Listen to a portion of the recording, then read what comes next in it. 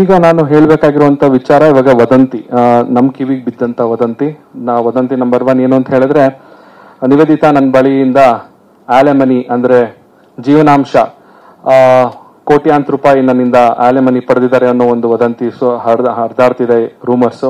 ನಾನು ನಿವೇದಿತಾ ನನ್ನ ಹತ್ರ ದುಡ್ಡನ್ನ ಡಿಮ್ಯಾಂಡ್ ಮಾಡಿದ್ದಾರೆ ಅಂತ. ಇದು ಖಂಡಿತವಾಗ್ಲೂ ಸುಳ್ಳು.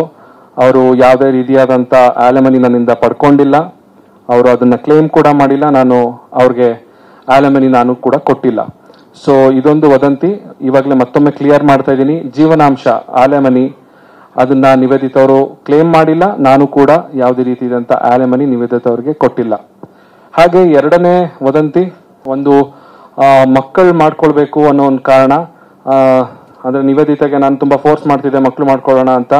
ಆಕೆ ಬೇಡ ಅಂತ ಹೇಳ್ತಾ ಇದ್ಲು, ಅದಕ್ಕೋಸ್ಕರ ಈ ರೀತಿ ಆಗಿದೆ ಅನ್ನೋ ಒಂದು ವದಂತಿ ಕೂಡ ಕೇಳಿ ಬರ್ತಾ ಇದೆ. ಸೊ ಅದು ಕೂಡ ಸುಳ್ಳು. ನಾವಿಬ್ರು ಇಂಡಿವಿಜುವಲ್ಸ್ಗಳು. ಅವರು ಕೂಡ ಸಿನಿಮಾ ಇಂಡಸ್ಟ್ರಿಯಲ್ಲಿ ಒಳ್ಳೆ ಕರಿಯರ್ ಇದೆ, ನಾನು ಕೂಡ ಸಿನಿಮಾ ಇಂಡಸ್ಟ್ರಿಯಲ್ಲಿ ಕೆಲಸ ಮಾಡ್ತಾ ಇದ್ದೀನಿ.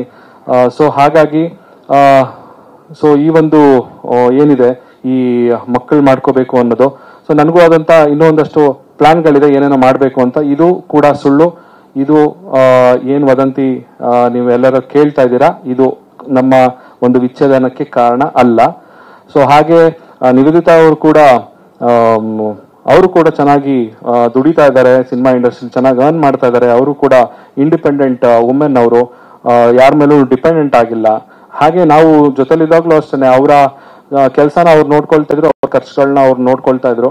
ಸೊ ಹಾಗಾಗಿ ಮತ್ತೊಮ್ಮೆ 2 ಪಾಯಿಂಟ್ ಮತ್ತೆ ಕ್ಲಿಯರ್ ಮಾಡ್ತೀನಿ. ಒಂದು, ಅವ್ರು ಯಾವುದೇ ರೀತಿಯಾದಂತ ಆಲೆಮನಿ ಕೂಡ ತಗೊಂಡಿಲ್ಲ, ಅಂದ್ರೆ ಜೀವನಾಂಶ ಪಡ್ಕೊಂಡಿಲ್ಲ ನನ್ನ ಕಡೆಯಿಂದ.